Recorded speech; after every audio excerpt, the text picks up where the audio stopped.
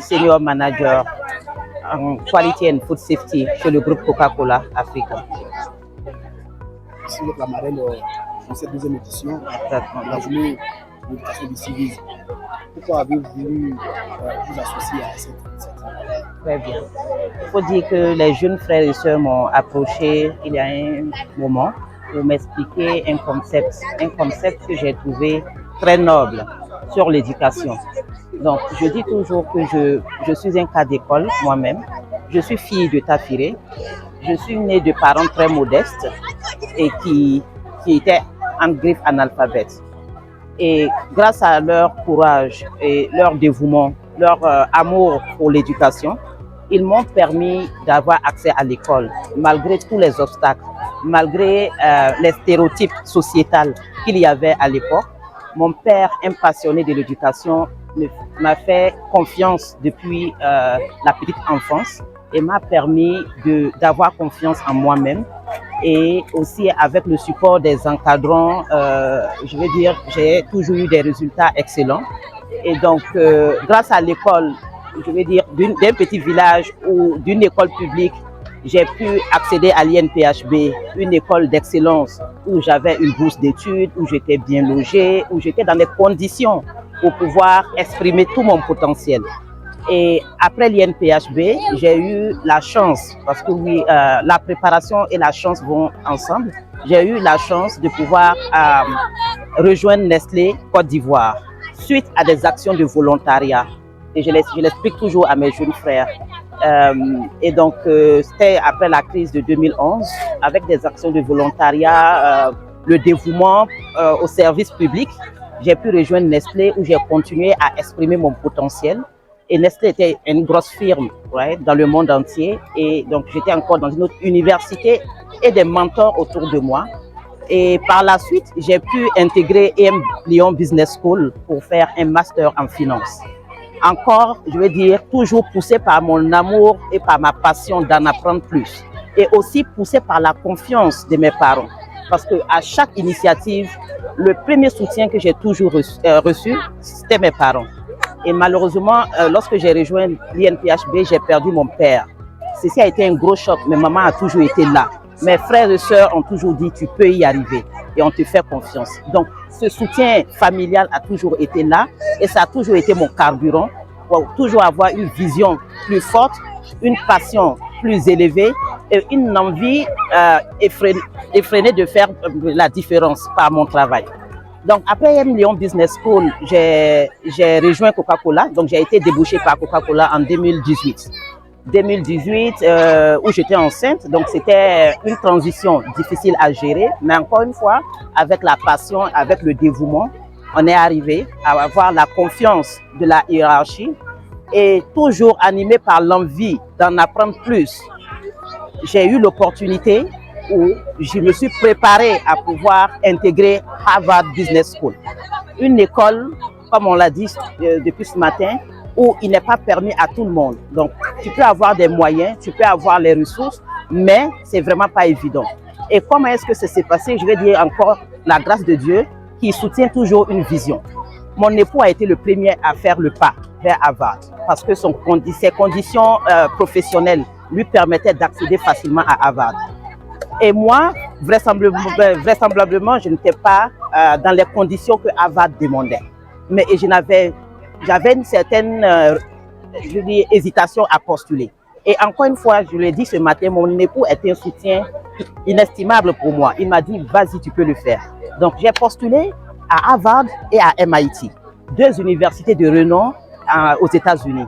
Les deux universités m'ont retenu à la fois. Et j'étais là maintenant, il faut faire un choix. Et c'est comme ça que j'ai décidé d'aller chez Harvard. Et j'ai toujours dit aussi à mes jeunes frères, j'ai toujours voulu rester dans mon coin. Vraiment, je suis quelqu'un de très discrète parce que je ne veux pas. Quand tu viens d'un milieu modeste, je vais dire, quand tu regardes derrière toi, tu as peur d'un certain nombre de choses.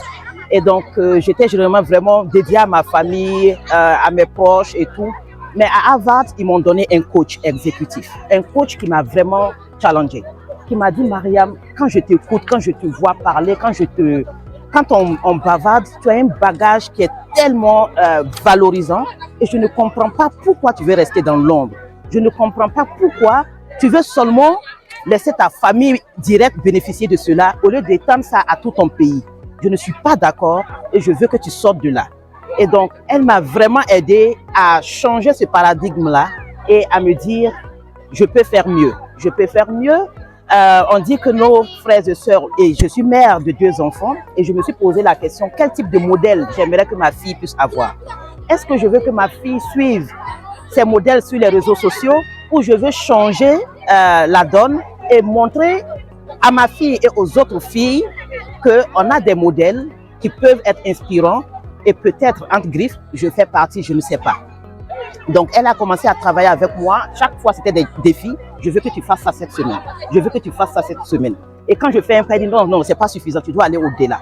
Franchement, je vais dire, aujourd'hui, je suis le fruit de ce coach exécutif. Parce qu'elle m'a appris à sortir de l'ombre, à partager mon histoire, mais mon histoire de manière authentique, de manière naturelle. Et donc, quand la jeune sœur m'a approchée, c'est, comme on l'a dit, on a grandi ici. Donc, quand on vient parfois, on a des promotionnaires qui sont enseignants. On a toujours eu cette discussion, comment est-ce qu'on peut contribuer. Et parfois, on passait dans les classes avec monsieur pour échanger avec les élèves. Mais vraiment, l'agenda, nos différents calendriers ne nous permettaient pas d'avoir le temps matériel pour concrétiser la vision. Donc, quand elle est venue, elle m'a parlé du projet. Je n'ai pas réfléchi. Je dis, Khadija, ça, c'est ce que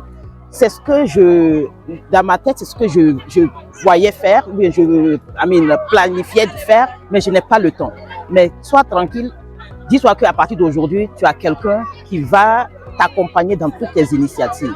Et en regardant une jeune fille qui, malgré son jeune âge, a une telle vision, pour moi, il était tout naturel de la supporter parce que je suis passée par tous ces étapes difficiles, ces questionnements sans réponse, ainsi de suite.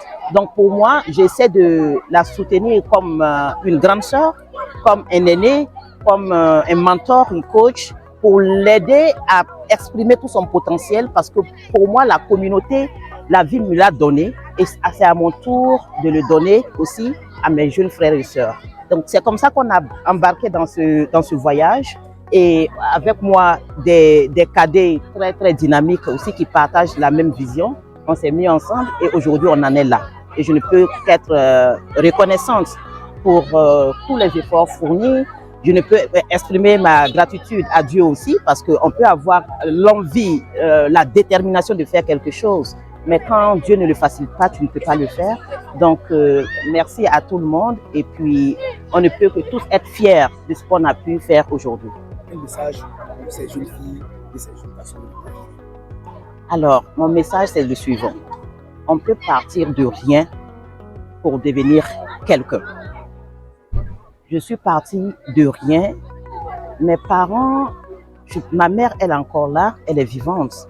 Et chaque fois que, depuis notre bas âge, ma mère ne cessait de nous dire, on est 4 filles et un seul garçon. Et mon père aimait me dire, tu n'es pas une fille, pour moi tu es mon garçon. Parce que je suis le portrait caché de mon père. Tu es mon garçon. Et je suis la 3e fille. Et il me disait, de tous mes enfants, je suis sûr que c'est toi qui seras la tête de la famille. Et tu peux le faire, que je sois là ou pas. Tu vois la course, tu vas finir, tu vas venir me la construire et tu vas faire de moi une fierté pour la communauté et pour le pays tout entier. Et je pense que je suis en train d'essayer de marcher dans ces pas. Donc mon message, c'est que les filles, surtout les filles, on est très fragiles, on est très exposés. Il faut se rapprocher des aînés. Il faut identifier des modèles identificatoires auxquels on veut vraiment ressembler et s'approcher de ces modèles-là et utiliser leur expérience pour construire son parcours. Chacun a un parcours authentique qui est différent. On ne copie pas pour copier. Chacun est unique. Chacun a son potentiel. Et je suis sûre que quand on a de la volonté, Dieu, par sa grâce infinie, met sur notre chemin des gens qui vont nous aider à pouvoir concrétiser notre vision. Ce n'est pas impossible. Si j'ai pu le faire, tout le monde peut le faire. Tout le monde peut le faire. Et donc, j'exhorte surtout la jeunesse de Tafiré et surtout les filles à travailler, à se, je vais dire, détacher de tout ce qu'il y a comme matériel ou envie de vouloir ressembler tout de suite à des choses qu'on voit qui brillent. Mais tout ce qui brille n'est pas de l'or. Il faut se contenter de ce qu'on a. Il faut valoriser ce qu'on a Et il faut aller à la recherche de ce qu'on veut atteindre. Parce que c'est possible, on peut y arriver. Ce n'est pas que les enfants de riches qui peuvent le faire. Mes parents n'ont jamais été riches. Et jusqu'à aujourd'hui, je suppose que je ne suis pas encore arrivé. Je suis en train de marcher sur mes pas, mais je suis encore très loin de ma vision.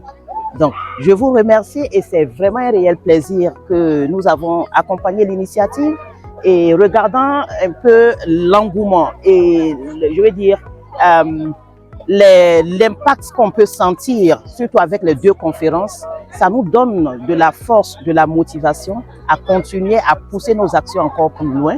Et je pense qu'à Tafiré, on a du potentiel, on a des ressources humaines qui sont exceptionnelles et ensemble, on pourra faire beaucoup.